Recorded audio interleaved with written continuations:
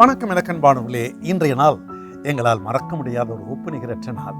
1990 வருடம் நவம்பர் மாதம் 25ஆம் தேதி கனத்துக்குரிய பேராயர் தயானந்தன் ஐயா அவர்கள் எங்கள் திருச்சபையை கர்த்தருக்கென்று பிரதிஷ்டை பண்ணி எங்களை ஆசீர்வதித்தார்.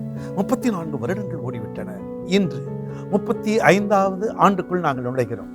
என் நினைவுக்கு கர்த்தர் தந்த ஒரு வார்த்தை ஏசாயா 35:10, கர்த்தரால் மீட்கப்பட்டவர்கள் திரும்பி ஆனந்த களிப்புடன் பாடி சீயோனுக்கு வருவார்கள்.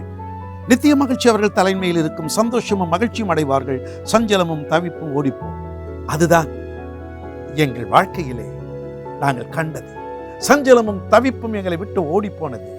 அந்த நித்திய மகிழ்ச்சியை கர்த்தர் எங்கள் தலையின் மேல் வைத்திருக்கிறார், எங்களோடு இணைந்தவர்கள் மேல் வைத்திருக்கிறார். அன்பானவர்களே, கர்த்தருடைய சபை அது கர்த்தரால் அங்கீகரிக்கப்பட்ட சபை. அதில் ஊழியம் செய்கிற எங்களை கர்த்தர் மகிழ்ச்சியாக வைத்தது போல என்னை கேட்டுக்கொண்டிருக்கிற அன்பர்களே, உங்களையும் கர்த்தர் மகிழ்ச்சியாய் வைக்கும் பொழுது பாடுங்கள், துதியுங்கள், என்னாலும் அவருக்கு மகிமையாய் வாழுங்கள். நீங்கள் கர்த்தரால் மீட்கப்பட்டவர்கள். May the good Lord bless you.